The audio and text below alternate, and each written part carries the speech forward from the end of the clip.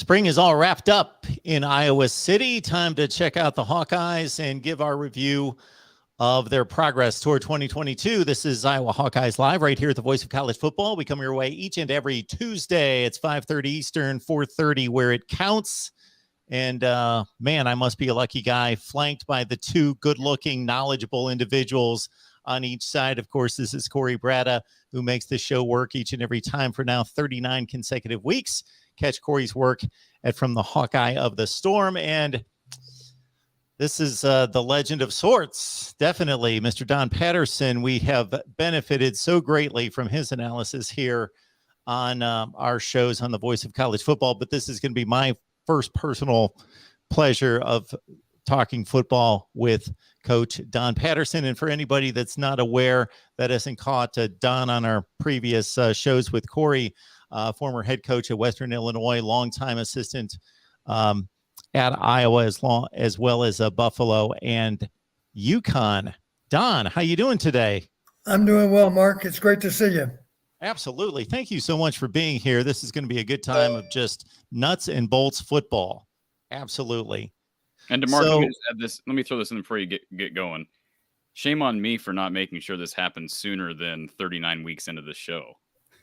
So let me just add that to the mix. Shame on me for not making it happen sooner. All right. Just so you acknowledge that, Corey, it's all your fault. Okay. It is all my fault. All right. I'm used to taking the blame. My wife will agree with that. I'm sure she would on many fronts. Okay. Yes. We won't need to hear about the other ones, I can imagine. Well, Don, I was just going to say, Mark, just for the record, I feel like I've just been scrutinized for 39 weeks and I have fallen short up until now of your standard. No, yeah, I think you're going to be setting the standard. And those poor folks that are going to have to now watch Corey and I, for show 40 and 41 and on into the future. So they'll be yelling and screaming for you to come back as soon as possible, I'm sure. We had to set the bar low. Yes. Make the show count. Absolutely. All right, Don, special teams was something that Corey and I focused on last week. And certainly we can address all facets of the game with you, but I did want to hit you up on a number of just not necessarily a specific question, but trends that we've seen in special teams in recent years that have been kind of concluded based on the changes in the rules. So first and foremost, we've got a kickoff that is now brought out to the 25-yard line as of, when did that take place? 6 or 7 years ago, something in that range. Was it 2 years ago, maybe? I'm not sure. Yeah, I don't remember the exact year on that, but somewhere in the last 6 or 7 years. So it's made it more advantageous for the offense and less of an incentive to bring the ball out of the end zone. And then we went from that rule to this fair catch rule that then advances the ball regardless of where you catch the ball in play out to the 25-yard line. Okay, my first issue is with that rule, Don, just in the structure of the game. So I'm sure you know baseball and softball pretty well. It's to me analogous to putting a runner at second base and conjuring up a situation that doesn't exist. Right. And so where did this runner from second base come from? Well, they didn't earn the spot on second base. They are gifted the spot on second base to fabricate a situation. And that it goes against the structure of football and all the other rules that are congruous to the game of football, that a kickoff returner would catch the ball at the 2-yard line, the 8-yard line, wherever it be, and it just artificially come out to the 25-yard line. So I have an issue with that, and I was just curious to get your thoughts on that rule change. I don't like the rule change. I think it's a poor, one of my guiding principles in all these years of coaching was simply never affect a change just for the sake of change. You have to be sure that it's improving the game or improving your offense or improving your defense, whatever the case might be. That's a rule I don't think that was thoroughly thought out, especially when you just factor in the love of the game, the appreciation that the average fan has for the game. Let's face it, a kickoff return is an exciting play. And I know what they're going to say, of course. it's too dangerous to play. Well, the last time I checked, all those other snaps are dangerous too. So I don't really want to buy it. I'll give you a specific example of why I like the traditional rules. And I have no issue at all with backing the kickoff up. There were years ago, of course, we kicked off from the 40-yard line. And I remember what that was like. If you're playing a team like Michigan with Bo Schembechler, Bo didn't want to kick the ball deep into the end zone. He wanted the ball to come down the 1-yard line because he wanted to tackle you on the 15. And you're just hoping that you don't have to return one from the 1. I know you could argue, let's let it bounce and go into the end zone. Well, it doesn't always go into the end zone. There's always that unlikely possibility that it's going to stay on the field of play. And, of course, in those days, if it came down on the 1, you were going to field it on the 1, and you were going to hope you could get to the 20. And that's what good coverage does for you. Great hang time and make them return it. And the other side of that coin, of course, is develop a return man like Tim Dwight. That's a huge weapon. And now go into every game confident you're going to win the field position after kickoff, simply because you got a better return man than anyone else. So that's my disappointment is they changed that rule. I don't have any issues at all backing up the kickoff to the 35. That made sense. As the legs got stronger, it made sense to go ahead and require a deeper kick to get into the end zone. But I wish we would. It seems silly to me. You fair catch a ball on the 2-yard line and you just get rewarded with being on the 25. That seems silly. Yeah, because when the ball was kicked into the end zone and either brought out to the 20 or 25-yard line, the end zones have always been treated differently. The ball's out of play, and therefore the touchback, the kickoff return to the 20 when it's caught in the end zone is similar to a touchback on defense, or if there's a turnover through the end zone, that the 20-yard line was that set standard. Otherwise, right, there is a reason in which the ball is placed on the field. It was earned. That spot, there was a reason for it to be on that spot of the field. So the artificial aspect of that rubs me the wrong way. Do we know that special teams plays create more injuries? Are there more injuries? Has that study been done? Do you know anything regarding any kind of research on that? I can't honestly recall, Mark, ever reading true numbers derived from a study about kickoff returns versus all of their snaps. I'm not sure. I think people assume that, but honestly, I can't remember that many injuries on kickoffs, both covering kicks and, for that matter, returning kicks. I don't know for sure that that's true. I'm only going to monopolize the questions for a few more minutes here, Corey, but I did have a few other ones I wanted to hit Don up on. The other one of the special teams variety we talked about last week was the risk reward of rushing the punter because of the propensity of the roughing and the running into the kicker versus the possibility that you're going to block a punt seems to have caused most special teams coaches to not go after the punter. Therefore, it seems as though there's been a higher rate of punts that I've seen where the punter is able to catch the football, survey the coverage in the front, see that the returning squad is peeling back, not rushing him. Therefore, the gunners and everyone else is able to get down the field. He can wait that tick or 2 ticks, kick the ball. Therefore, there are less punts returned as well. So we have less special teams plays because of that as well. You're right. That's one thing I appreciated about a guy like Tim Dwight again. He was almost, and he hated to fair catch any punt. And he said typically he wouldn't. And back in those days, of course, you had the rule that you got to be 6 feet away, as I recall it was. I think it was 2 yards away. And that's really all the room he needed. That's all he wanted was a couple of yards of cushion from the coverage team. And he didn't fair catch very many at all. And he, of course, as you know, I think he's the only, I read this the other day, Pat Hardy, who Corey knows, and you don't know, Mark, but a local sports writer, he had come up with, I believe it was 30 different facts about Iowa football that you would not know. And one of those facts was simply this: Tim Dwight is the only player in college football history that has returned kickoffs for touchdowns against Michigan, Ohio State, and Penn State. He did it against all three. And the guys on the sideline watching were let's see, Joe Pa from Penn State. I remember that one vividly. And then I guess Ohio State, I don't know who that would have been. I can't remember now. Probably John Cooper. Maybe even after Cooper, I think. You might be right. Tim played, I think his last year was 97 maybe. Yeah, so Cooper was there to 2000. Yeah. So John Cooper, and then for Michigan, I guess, was probably Lloyd Carr. I know it was, well, wait a minute. The year they won the national title, wasn't Lloyd Carr the coach? Yes. That's an he would have infamous been there game. in 94. Yep. Mark, you're not aware of this, but I'll mention it to you because I think it says so much about Tim Dwight. And I know based on the way I'm talking, he must be running for elected office here. But in that game, they won the national title that year. The closest game they had was Iowa, 24-21 in the Big House. I think that was the score, 3-point game. But in that game, at the end of the half's winding down. I'm screaming for us to take a timeout just to force Michigan to punt. They were backed up. They were on the -5 maybe.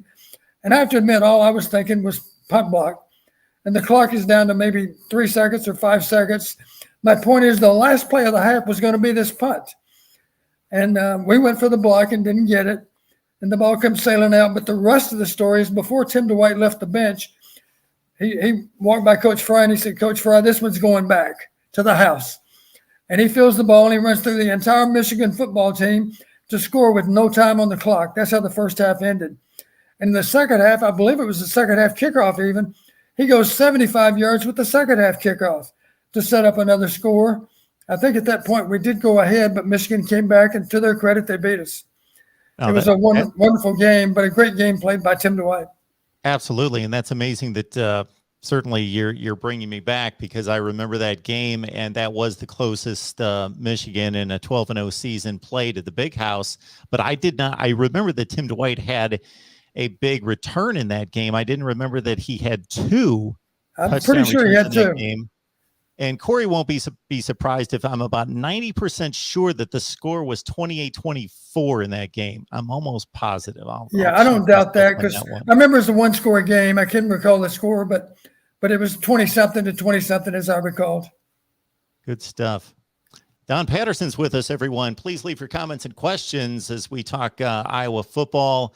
And yes, we will allow Corey to speak during this episode. But Corey, I appreciate you letting me start things out, because I had a number of questions for Coach Patterson. And I guess the last one on the special teams beat would be, if we go back to a time before all the rules changes and the nuances that we just factored in, were the special teams number of plays in a game generally right about 1/3 of the game?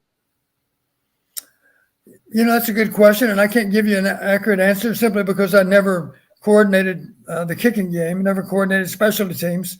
Back in those days, we didn't have an ST coordinator. Every assistant coach had some responsibility in the kicking game, so it was a duty that was shared within the staff. Probably the percentage hadn't changed very much, I don't think. No. It's simply that nowadays they're more likely to be what you might call a dead play. It's going to be a fair catch. It's going to be a ball that's fair caught on a cuff even, or not returned out of the end zone. Or it's going to be a punt that's punted off the field. And there's nothing wrong with punting off the field, of course, as far as corner kicks go. That's one thing that our punter is good at. But one thing I think, and Corey knows this, one thing I would like for him to prove he's better at is spinning the ball off his foot. The old traditional punt. If you're punting into the wind, there's no doubt in my mind of this, you're better off with a ball that spins into that wind as far as the maximum distance goes than the end-over-end kicks that a lot of the rugby guys use. There's more wind resistance on those rugby punts, clearly. Corey, I think you're muted. Sorry, Mark. Sorry about that. Can you hear me now? Good. We gotcha. Okay. So I want to acknowledge Erica's super chat here. She says, and I know we're not going to maybe hit these right away, Erica, because these are kind of general questions that we are going to get to, I promise. We have an hour to get to everything. But Erica says, hi, Coach. 2 questions. How do you feel about the upcoming season in general? Secondly, who do you think should be our QB? Thoughts on switching off QBs depending on the play we need to make. So I promise I'm not ignoring your super chat, Erica. We do appreciate that super chat. Let me lead into this question, Don, with one of my questions. Something that I observed Saturday, and I did a live show following the practice. And for the record, anybody wondering, Don, you were not able to, not because you chose not to go, you were not able to attend Saturday. I was not able to attend Saturday. I know we both wanted to be there. So we were able to get some tape afterwards and watch, I think, all of the snaps that were taken, the actual snaps that were taken, 11 on 11 snaps, I should say.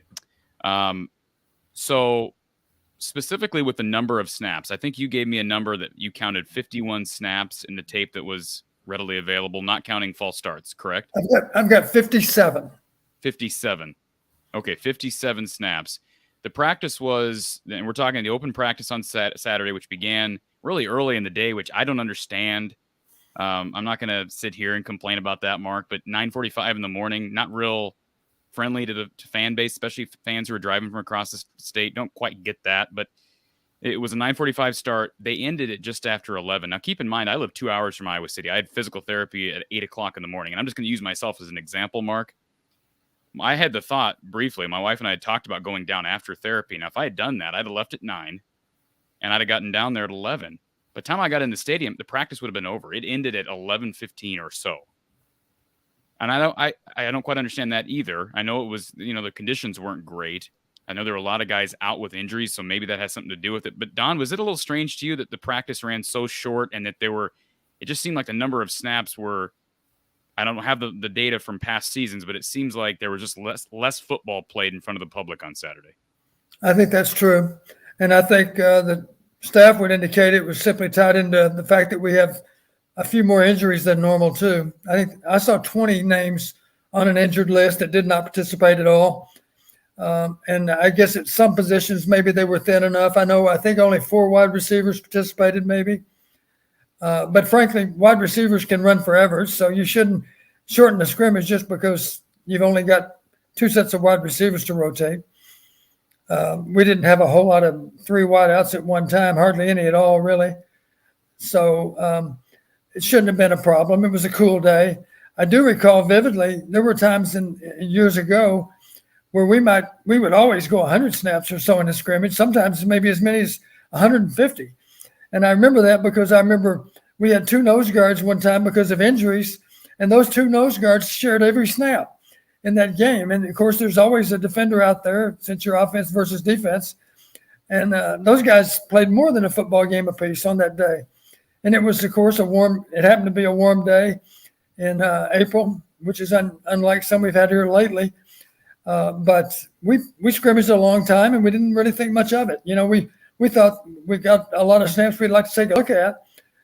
So let's be sure we examine all the players that we want to be able to see under fire. Go ahead, Mark. Don, give us some insight into the post-spring evaluation process, because I got to think, with your wealth of experience, whether as a position coach or as a head coach with obvious more oversight responsibility, there were springs in which you were done with practice and thought, sure, we've got things to work on, but I feel really good about the group we have. They're picking things up quickly. We're in a good place. And then there were other times where you thought, man, we installed a new offense or a new defense and they're just not picking it up. And I don't know what we're going to do about this particular position, because we just, where you felt uneasy about where your team stood versus other years. Well, that was the argument, of course, for going a little bit longer on any particular practice day than you otherwise might. Let's face it, if your lineup was pretty well set, then you give less snaps to the starters and focus more on number 2 versus number 3 maybe. And then the other side of that coin is 3 versus 2. By that I mean, Mark, nothing wrong with going 2 against 2, 3 against 3. That's fine too. But Coach Fry always had this in his head. He wanted the offense to be able to gain confidence. So typically it would be the 1 offense versus the 2 defense, and then the 2 offense, of course, would be versus the 1 defense. He didn't really care that the 2s gained a lot of confidence. He just wanted to see our 1s gaining confidence. And in rare cases, we go 1 against 1, but not as much as they do nowadays. Iowa's like a lot of teams. Typically it is 1-against-1, and I don't have any issues with that either, because you've heard that expression, iron sharpens iron. I think there's some truth to that.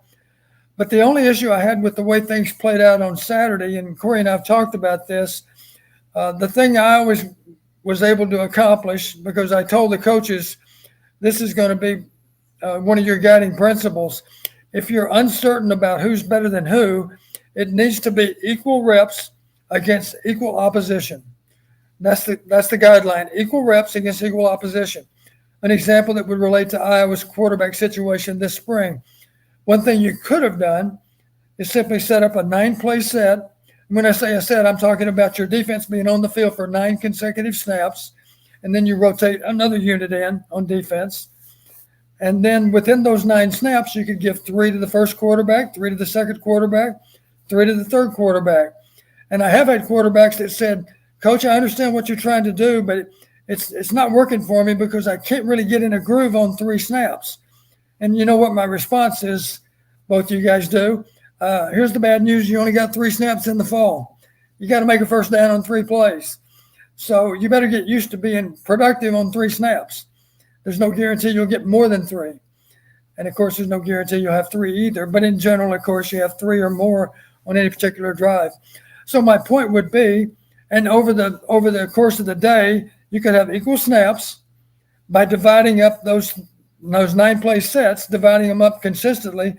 And just for the sake of argument, 3 apiece versus the 1 defense, and now the 2 defense comes in, give those same 3 quarterbacks 3 apiece with the 2 offense.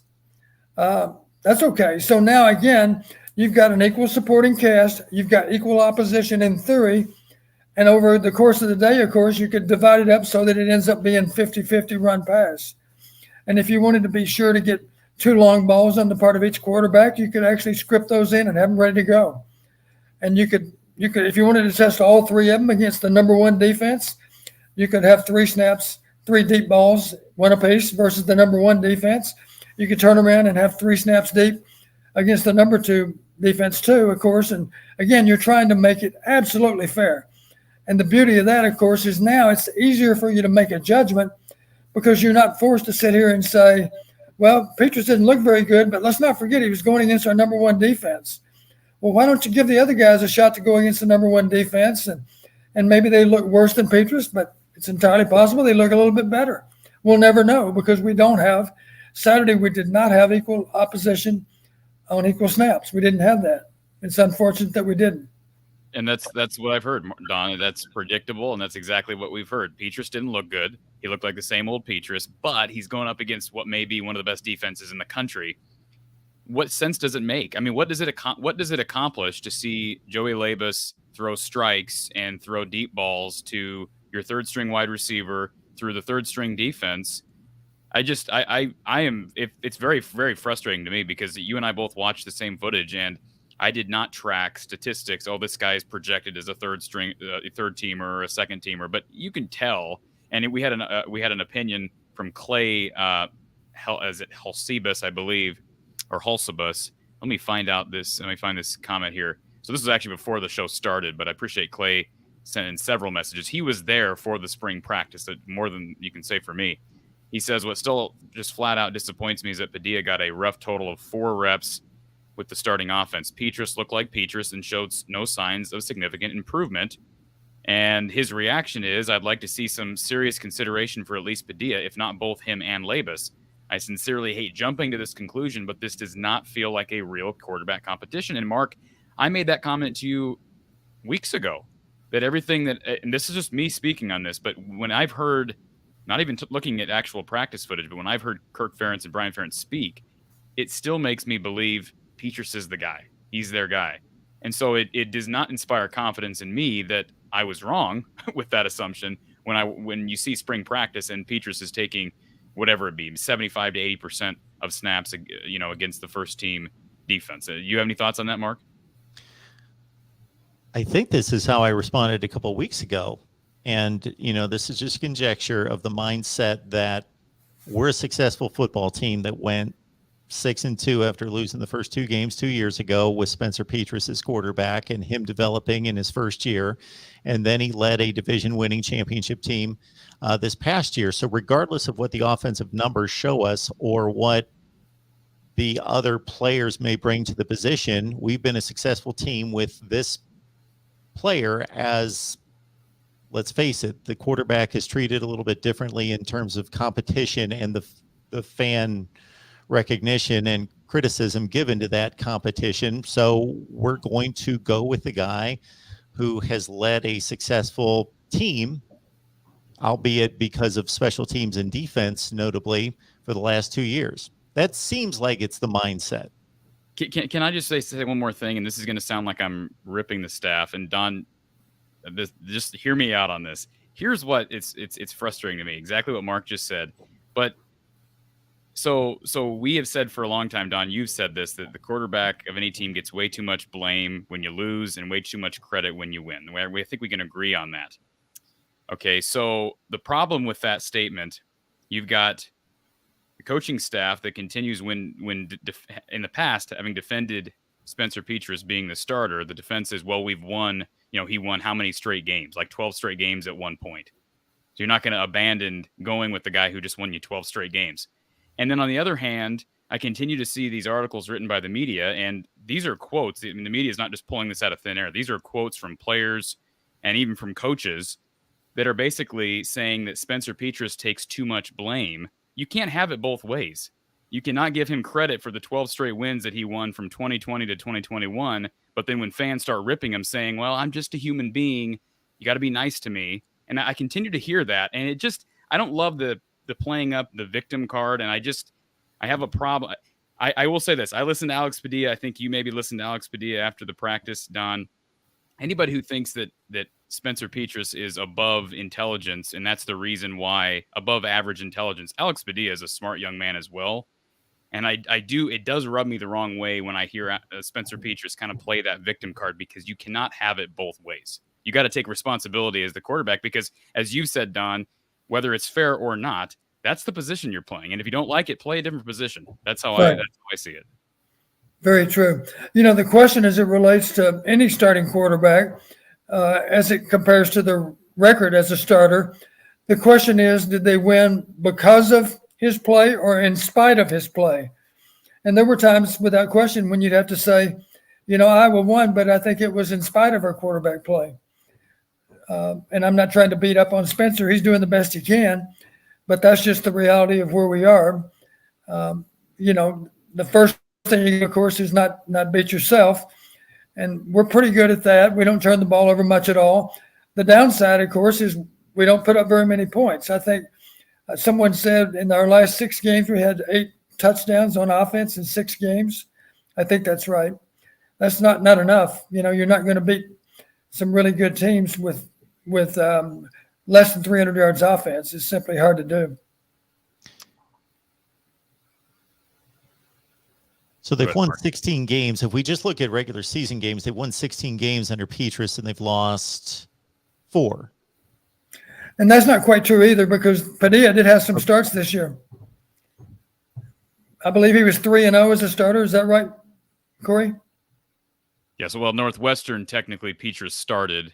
Remember, he started the first quarter. Padilla played 3 quarters of that. So I guess if you're going to say Petras got the win as the starter, I guess that's true. And then Petras, came in and relieved Padilla against Nebraska. And I think what we continue to go back to is we've watched these games, and we can throw out all the statistics. Mark and I we've delved into the stats that show quarterback play is a true weakness for this program right now. But the bottom line is, I don't think anybody listening to this show, and I don't think us 3 are dummies. Maybe my wife would debate that as well. But I think the bottom line is you watch these games, and I think it's easy to tell that Iowa's winning a lot of games in spite of the quarterback play. I don't really think that's debatable, is it, Mark? You've watched Iowa. Is it really debatable? Yeah, that's kind of what I was leading to is, again, I don't watch every snap of every game like you two, but I watch 7 or 8 out of 12 games. So I watch them play all the Big Ten opponents and most of the big games. And, what game did the defense lose out of those 4 regular season losses the last 2 years, or the 6 total losses? I would say, the Michigan game was a blowout. That's an aberration for Iowa football. The other games were close games. And so when is the offense bailed out the defense? I would say over the last 2 years, none of those wins was an offense, pulling it out 48-45. The defense, either it was a joint effort in a dominant, complete 60 minutes of football, or the defense and special teams took over and bailed out the offense, and the offense did just enough, or were a challenge to the defense and the defense was able to overcome. So yeah, I got to think that it's just an evaluation that needs to happen, and maybe possible changes, or at least competition. I think that's what we're asking for here, competition, because of that. Because I don't know where Iowa finished ranked in total defense in America, but I certainly think that they had one of the 10 or 12 best defenses in the country, regardless of what the numbers say. And the offense was, had the offense been, I don't think anyone's demanding that the offense be that good, but if the offense was top 40 to 50 in the nation, maybe they beat Purdue, maybe they beat Wisconsin. Let's remember the Purdue game. Iowa's number 2 in the country. Purdue's unranked. It's in Kinnick. There was absolutely no excuse to lose that game. And, the Michigan game, I know you weren't being dogmatic on that, but I would argue that game, you put that on the offense, because the defense, Don, you were there at that game. The defense actually held Michigan in check for much of that game. They were still in it at halftime, despite absolutely nothing from the offense. And then eventually the dam's going to break at some point. At a certain point, the score is insignificant. So the defense didn't give up. Had the game been competitive, I fully believe that Iowa's defense is not giving up 42 points to Michigan. And Lemansky says, 2022 football, let's dig up snakes. So appreciate that super chat from Lemansky. And I want to make clear of something here. So, Mark, it's very rare that I would call out a student athlete specifically.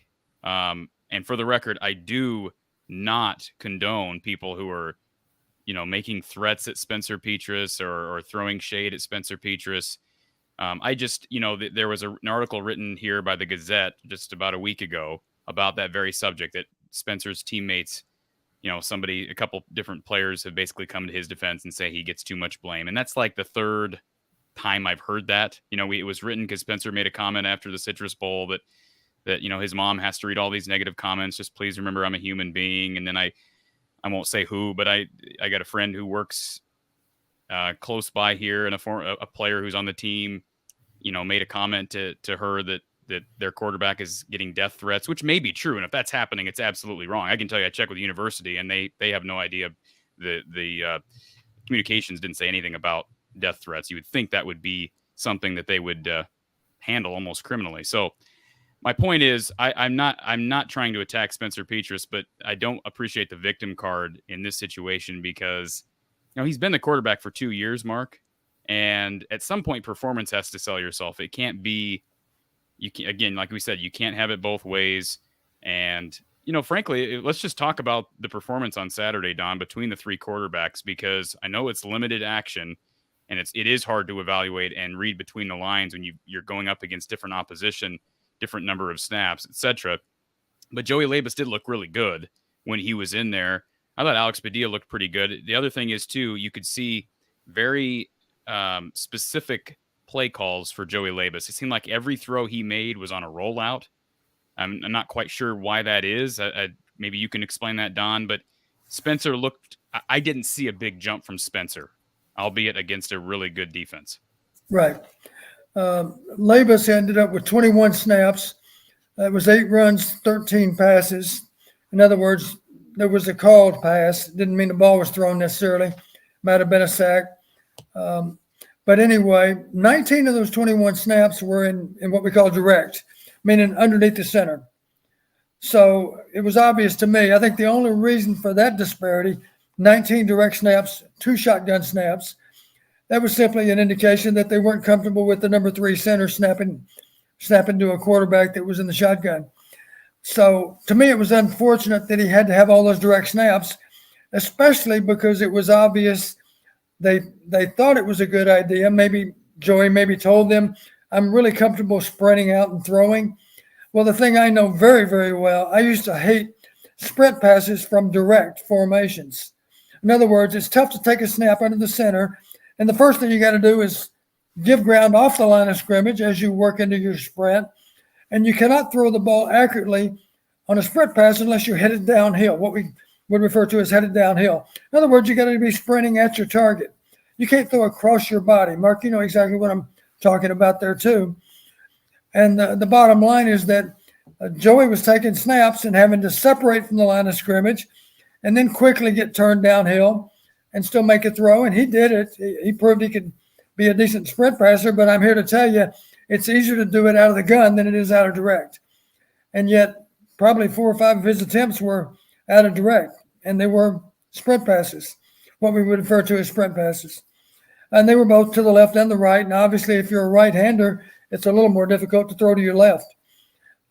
So that was what was unusual about his plays, is he had a high percentage of sprint passes.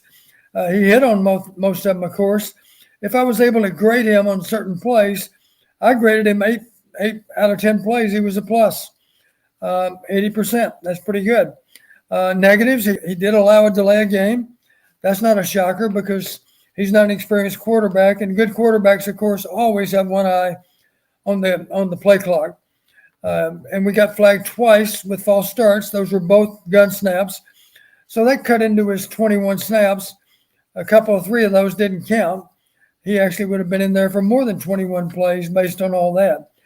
1 delay and 2 false starts. So the bottom line is there wasn't a big disparity, and there weren't a lot of different plays that he ran. He did run some play action passes out of direct snaps, and some of those were good throws. You remember there was a throw over the middle. I think it ended up counting as a touchdown. That was a nice play. That was an intermediate throw that was on the money. Good to see. Just to give you an idea of how uneven they were, Padilla, on the other hand, only had a grand total of 14 snaps. So 21 for Labus, 14 for Padilla. That's 6 runs and 8 passes. And 12 of those were direct snaps, only 2 out of the gun. And then for Petrus, 22 snaps, 10 of them were in direct and 12 of them were in the gun. And that was 7 runs and 15 passes, 15 call pass plays. Of course, there were some sacks in there. And you're right, Spencer's completion percentage was below 50%. And I wouldn't put too much stock in what those completion percentages were, but it is an accurate statement to say that Padilla and Labus both had higher completion percentages than Spencer. And the counter to that, of course, if you're a Spencer fan, is, well, he was doing it against better defensive players. The one thing I can promise you is that Joey Labus and Alex Padilla would be more than happy to take some of those snaps with the number 1 offense. And I realize the number 1 offense had some players missing. The truth of it is the number 1 defense had half their starters missing. So I don't want to hear about how great those 11 players were on defense, because some of our very, very best defensive players weren't even involved in the practice at all. And Don, it seemed to me one of the overarching themes from Saturday was that the defensive line is just going to be a pack of wild dogs. And I'm optimistic about the line, but I'm still hesitant because you and I both know that was probably the weak spot of the defense last year, and specifically in pass rush. They struggled to get pressure on the quarterback as the year went on. They got home. I thought Philip Parker did a nice job drawing up some stun action to get Van Valkenburg or Joe Evans home. Logan Lee improved as the season went on, but they do lose Van Valkenburg. And so, hopefully this means that, Van Ness is what he's being hyped to be, from a defensive end standpoint. Guys like Y.A. Black and Noah Shannon, it sounds like those guys are progressing. Logan Lee, we know they lose Logan Jones to center. How optimistic are you about that defensive line? Are you buying into all the hype that we've read about this week? I don't have any doubt that we're going to be really solid on defense again. And I don't doubt, especially when you're able to substitute players in at the D-line position, and we're able to do that, you're going to get good performance. If you got an offensive lineman that's out there for his 65th snap and the guy he's going against has only played 30 snaps, I got news for you. On a warm September day, that's going to make a difference late in the game. So it does help to be able to substitute with quality players as backups. And you see that a lot in our defensive line. You won't see that much at linebacker. You won't see that much in our secondary, but you'll see it in the defensive front for sure. I think the one concern I would have based on last Saturday, the good news is the defensive line looked good. The bad news is they were going against our offensive line, and our offensive line struggled, and that hadn't changed. I know some people commented that the running game was almost non-existent. It's kind of hard to tell, because the ball didn't necessarily move like it would in a game situation. Maybe sometimes we just wanted to see certain plays and we ran them. And if it was on first down and it didn't gain anything, we still wanted to get that play on tape, so we ran it. I do think that the challenge for us is going to be, again, to be above average with our offensive line. I think that's a pretty lofty goal right now. When I say above average, I'm talking about comparing us to all the other offensive lines in the Big Ten. It's not easy to be above average. There are a lot of good offensive lines in the Big Ten, and we aspire to be one of them, and maybe we'll get that done. But right now, I think it's safe to say we still have a lot of work to do. Acknowledge the super chat here from Erica. Says, and these are her words, not mine. If we had a decent QB, we'd be a much better team. I feel efforts aren't being made to improve in that area, and that's why people don't take us seriously. Mark, the deadline for entering the transfer portal and being immediately eligible is May 2nd. Don, do you have any at all? I mean, I know we've talked about this at end, but is there any chance that you see that Iowa would entertain the idea of a quarterback if the right guy entered the portal over the next week? There's always that possibility. As you know, Corey, because you followed it really closely, we've had all kinds of opportunities to get involved with backs, and we've chosen not to. And maybe in rare cases, we don't know what they know. Maybe we have reached out to a certain quarterback and we simply haven't made the cut. Maybe we didn't get down to his final five or whatnot. We don't know. I'm not sure of that. And I think it is a true statement that even April winds down here, because all those spring games have come and gone now, I think it's entirely possible you'll see some name quarterbacks that hit the transfer portal. When I say name, maybe they haven't established themselves as a starter, but they've actually got starting experience. They simply lost out to one other quarterback. And, of course, they're not really that excited about being second team. I think it's there. I'd be shocked if there aren't a few more quarterbacks to enter the portal here at the 11th hour. I think that'll happen. And I do recall, too, I believe, Corey, you talked about this the other day. There's a break in the action, so to speak, with the transfer portal. But if I'm not mistaken, is it August 1st when they can declare again? Yeah, but I don't believe Mark, you'd know better than I would. I think August 1st they can re-enter, but I don't think that ensures immediate eligibility. I believe that you would have to request a waiver at that point to be immediately eligible, as opposed to the one-time transfer rule, correct? Yeah, that's my understanding. And we all know that a waiver that would involve a sick parent, a young man decides to transfer in your home because of an illness in the family, I'm sure that would be approved as a waiver. But in general, maybe not. So maybe you're right, Corey. Maybe the last of the real true transfer quarterbacks is going to happen here in the next few days. And at that point, it'll drop and it'll be next to nothing. I don't know who's going to materialize here at the last minute, but I think certainly there were some battles going on across the country. And we always felt this way about spring games. Doesn't it make sense? I'm sure you guys will agree with me. Same thing would apply to our place kickers. Doesn't it make sense? I used to always remind our coaches, and it was no secret within the team. Please understand, guys, practice number 15 is your final exam. And we're going to add extra credit to what happens today. This is going to mean more than the first 14. That makes sense because we've actually got people watching. It to some level or another, it resembles a game in the fall. So those players that haven't played in front of a crowd, of course we're going to add extra value to those last snaps on practice number 15 because it does approximate a game. But you can't do that, Don, unless you're getting equal snaps against equal opposition. That's the problem with what we saw. True. We've basically said, well, we can't really count on this meaning anything because it was unfair competition. Spencer had to go against the best defense. Again, I'm sure those second and third quarterbacks would love to have equal snaps versus equal opposition. And then we would know, we would have a better idea. I think that's safe to say, a much better idea of how the quarterbacks do compare. And let me just read you one quote, Mark, and then I think you've probably got something to add here. But this is from Kirk Ferentz after the practice. He says, speaking of Joey Levis, Joe has a ways to go for us to have confidence that he can go out and play. We've seen the other two guys win games for us as a starting quarterback. We're going to keep an open mind with our whole team. We'll keep competing. He was also asked specifically, is it safe to say that Spencer Petras is the number one guy right now? And he said, overall, yes. But we are keeping an open mind. It's an open competition, which seems a bit, Mark, it seems a bit contradictory to me, but maybe I'm reading too much into semantics.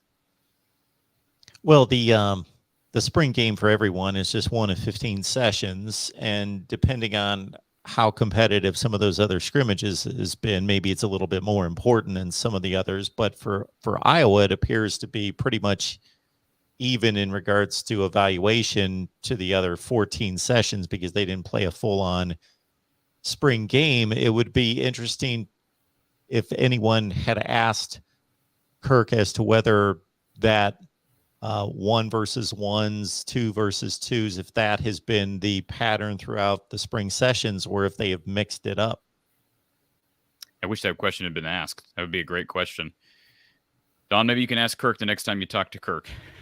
I would suspect that based on that was not the case. Okay.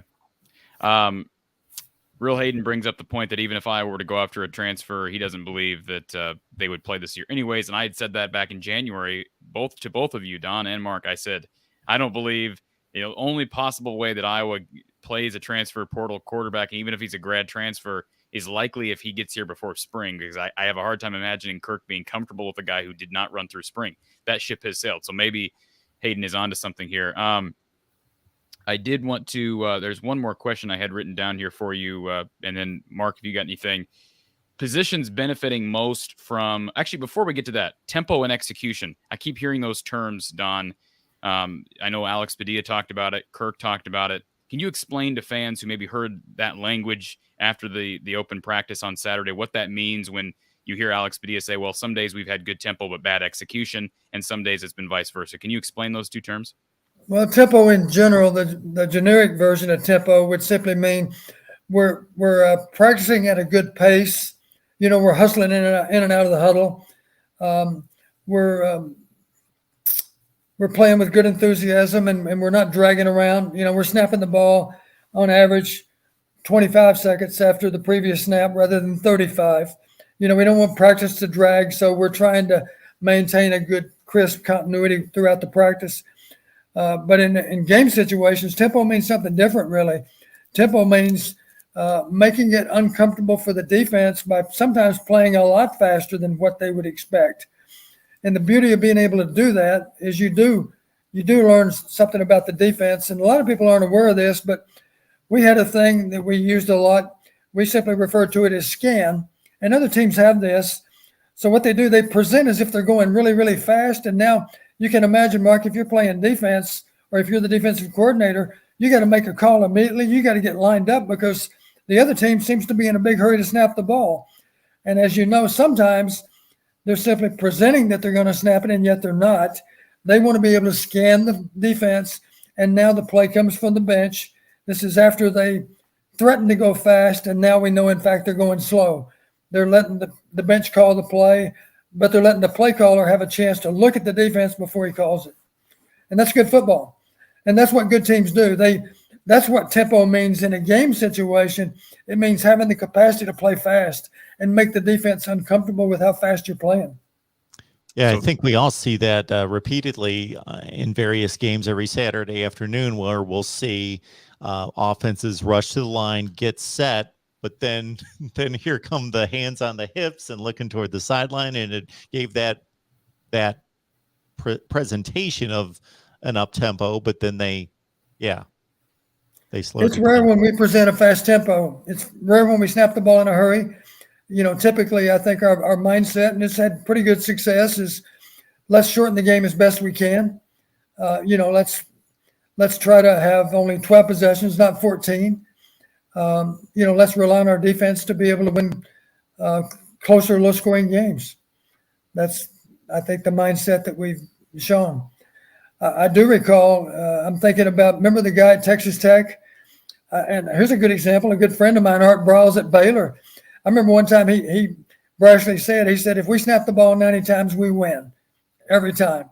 And the truth of it is the defenses in the Big 12 got to be better at defending Baylor and Texas Tech. They were notorious for playing fast. Oklahoma's played fast at times too. And just because you snap the ball 90 times, as you know, playing fast is fine as long as you're making first downs. But what you don't want to see is your defense drags to the bench because they're out of gas, and now your offense goes out and plays really fast for 3 downs. And now the defense is back out there again after the punt or after a turnover. You don't want that. And that's one reason to play slow, of course, is to give your defense a chance to recover so that they can have a little more bench time. Time of possession is a pretty good stat to have on your side. That can be misleading, though.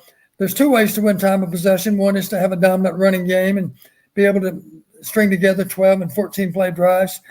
The other way to win time of possession is to be really atrocious defense. Now you give up quick scores and your defense is not out there very long. Your offense wins time of possession, but the game wasn't that close because Ohio State, since I know Mark knows a lot about Ohio State's a prime example. They have games that they win by 4 touchdowns and they lose time of possession. It's because they scored so fast.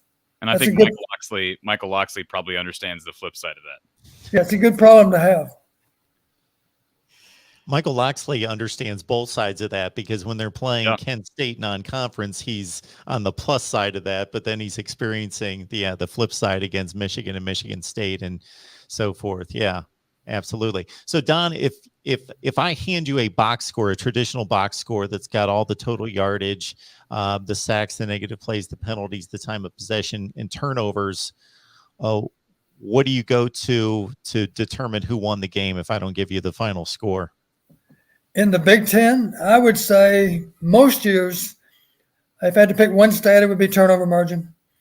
Let me give you an idea, Mark, of how and Corey knows these numbers. A couple of years ago, it wasn't last fall, but I think it was the previous fall.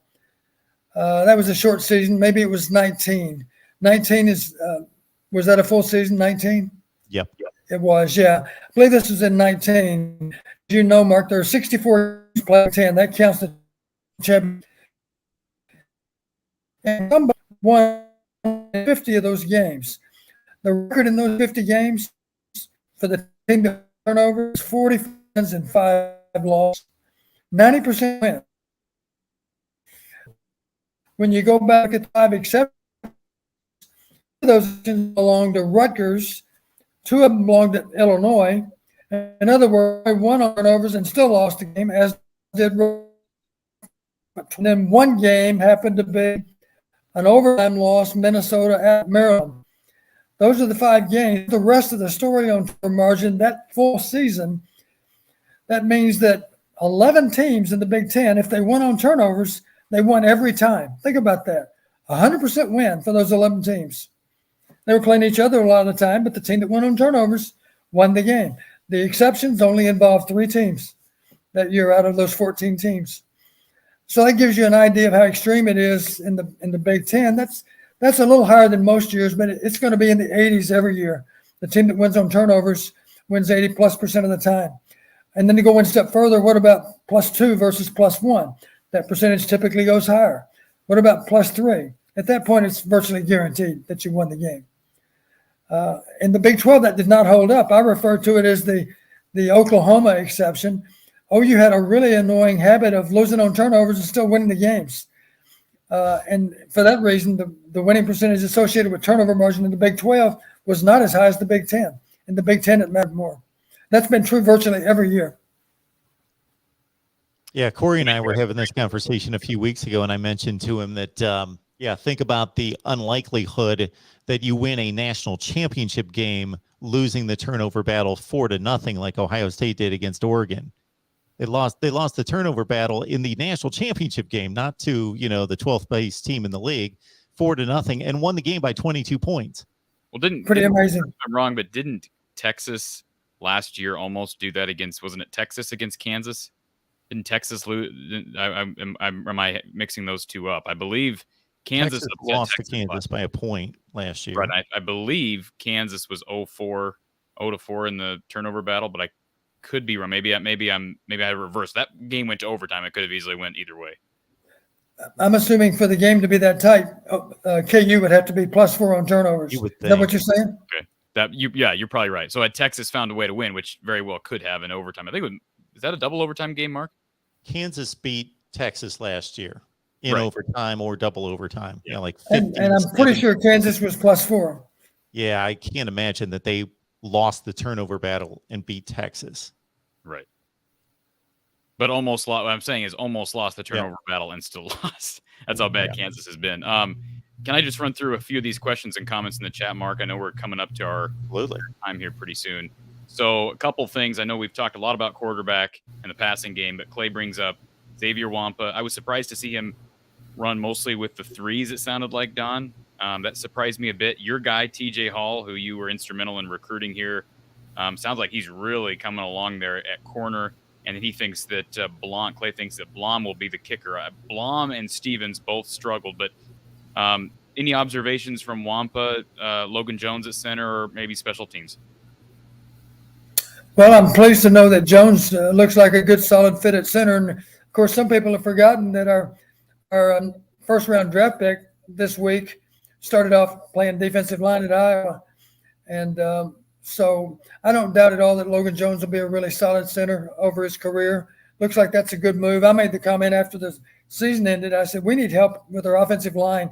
There's got to be at least one or more defensive linemen that need to switch over. And sure enough, here's Logan Jones projected to start at center. That's good to see. I think kicker's really up for grabs right now.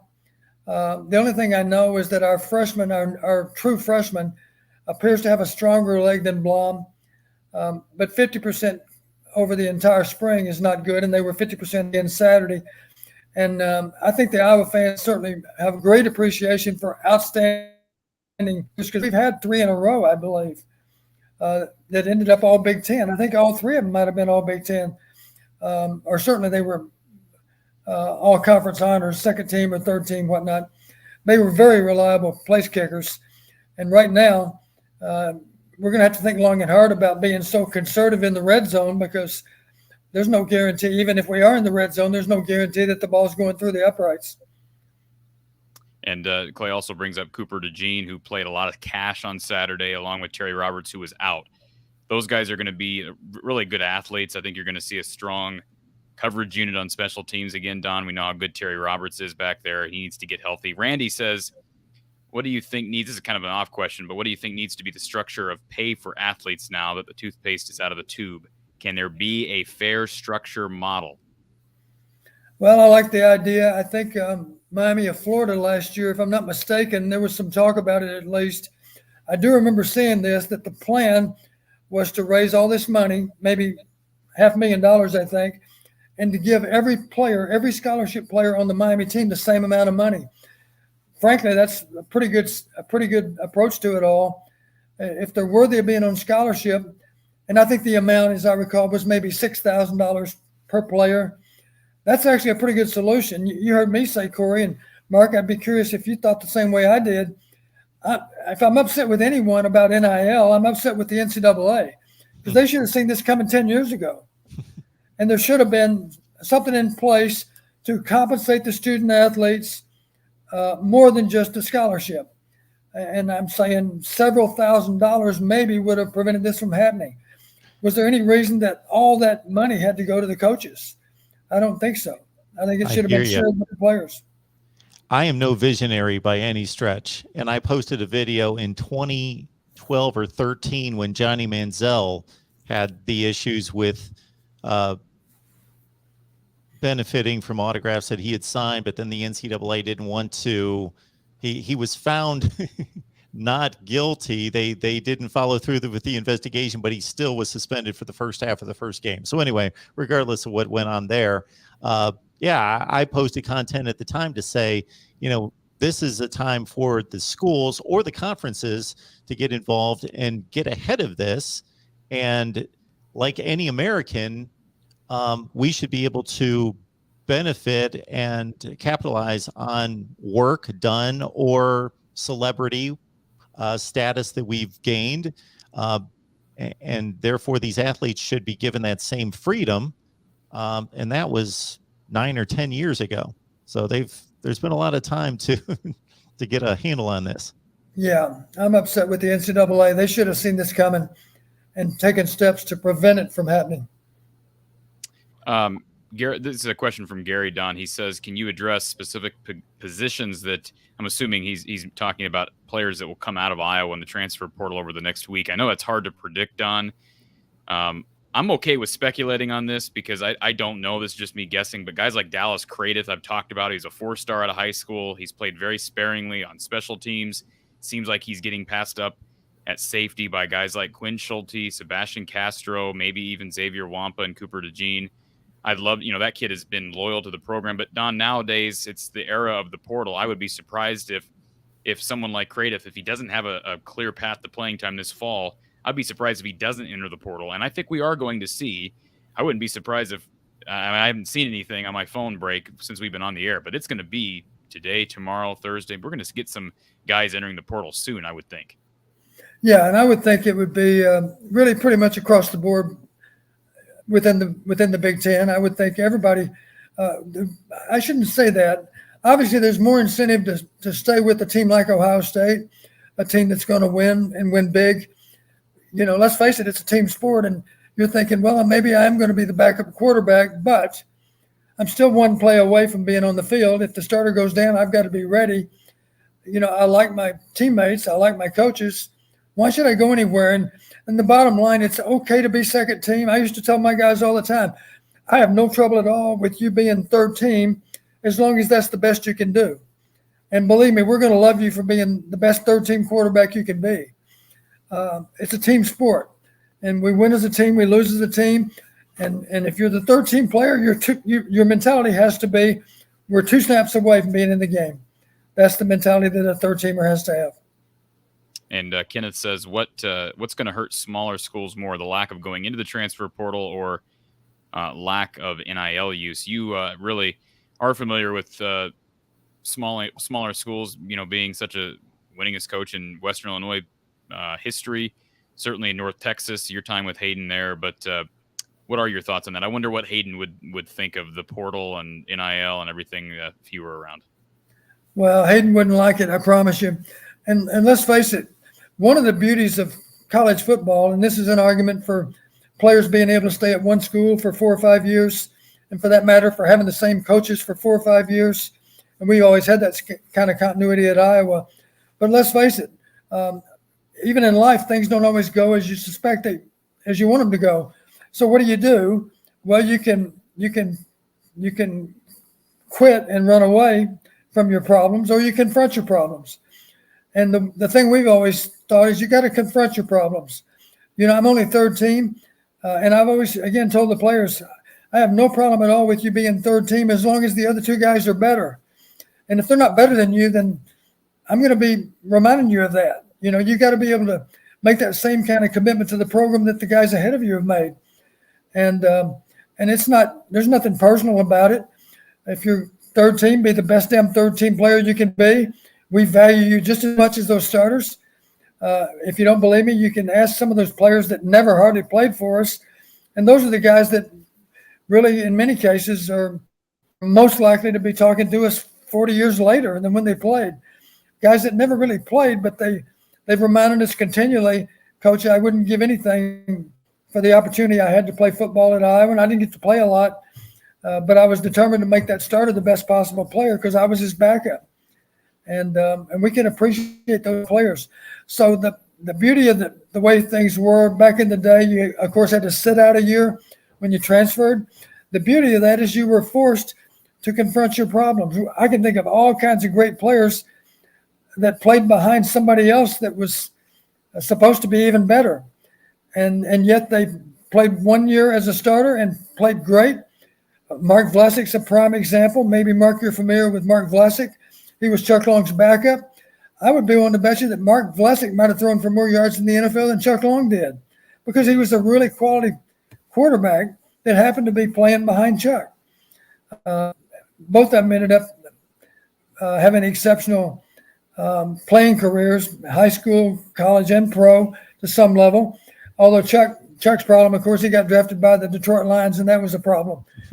I remember Chuck's first press conference. They said, "What's going to be the big difference in college and pro?" And he said, "I'm going to have to get ball a lot quicker here at Detroit." And he was right. I do want to say this is from Dino, and I did just confirm this through CBS. NCAA President Mark Emmert has announced he will be stepping down. So it looks like your evening is going to be pretty full, Mark. It's going to be a delayed. Sounds like he didn't want to confront his problems either, I guess. Mm-hmm. A delayed departure for Mr. Emmert. Let me. I know we're running out of time here, Mark, and I promise we're going to end before your Nebraska show. I do want to. I don't want to ignore a couple of these comments that we had earlier here. So Cole says, "Who do you think will win the West, Don? Do you want to just throw a team out there? I know it's hard at this point, and I haven't. I'm not that familiar with the schedules. I do know. I did see there was. I don't know what these power ratings mean, but I know in one particular power rating, Nebraska actually was given the highest ranking in the West. I'd still be hard pressed to bet against Wisconsin. And again, I don't know who has to play who on the road, who has to play at home. I don't know what the crossover games are, but I do think it's safe to say that Wisconsin's historically been a hard team to beat. Kenneth says, Coach Don, is it time for new and younger coaches on the offensive side of the ball? They're talking specifically about Iowa, I guess. I would assume. Is that what they're saying? Well, Kenny retired, so I guess they're on the right track. I think there's a lot to be said for experienced coaches. I've seen some great football coaches that had a lot of gray in their hair. And I've seen some young coaches that were ahead of their time. I think it's really hard to say.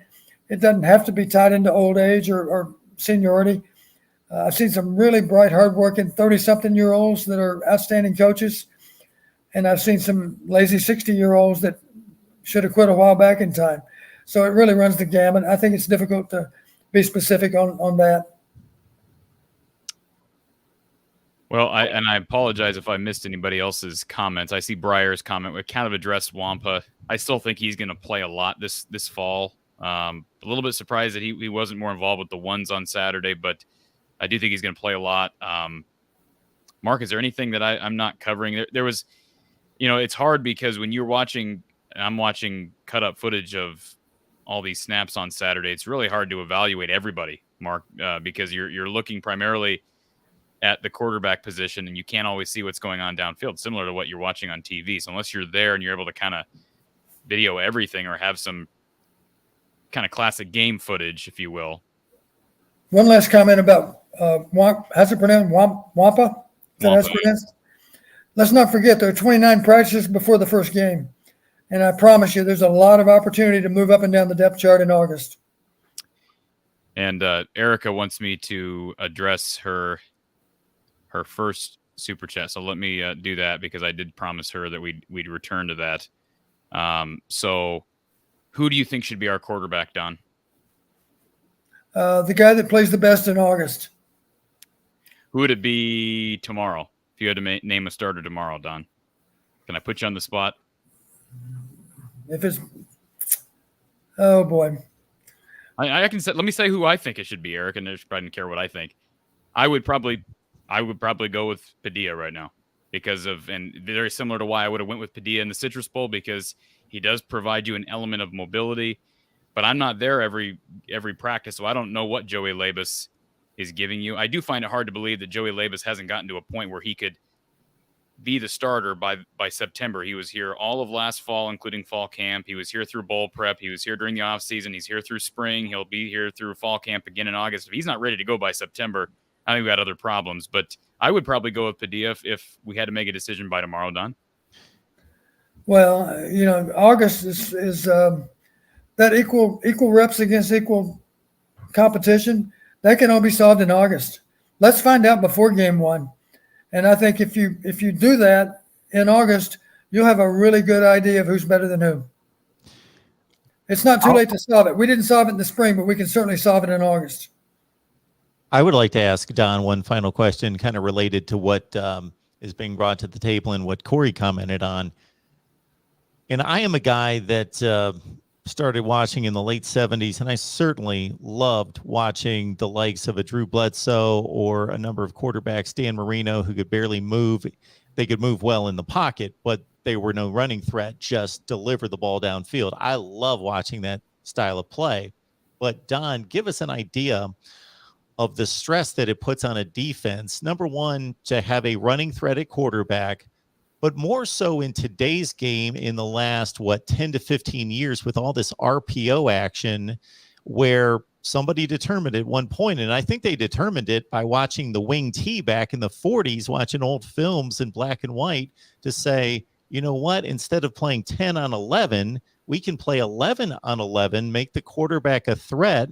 And now the defense has to account for him as well, and the stress that puts on a defense when the quarterback's, he doesn't have to be Vince Young or Michael Vick, but he's a threat to run. I think a good example where that shows up, Mark, would be in the NFL right now. Let's face it, there's a movement toward mobile quarterbacks, and they don't have to all run 4 or 5 in the 40. A good example is Josh Allen. Josh Allen is a force as a runner. And it just simply adds another dimension to the Buffalo Bills. It's one reason their offense is as difficult to defend as it is. But there are other examples, of course. Mahomes is a great example. He's able to buy time in so many different ways. He's able to throw the ball in all kinds of positions. Here's a great example. How about the little guy with Arizona? I mean, I didn't think a guy that short could play in the NFL, but he's doing it, and he's doing it well. I believe he was at the Mavericks game last night, Don. Showed him on TNT. And so switching Erica's question about switching off QBs and having two, it just doesn't seem to me that that's what Brian or Kirk want. They want to be able to decide on a guy as much as we may think it's a good idea at times. I don't see that happening. Do you have any thoughts? I think it's a great idea. And it never bothered me to have two different skill sets, one quarterback versus the other.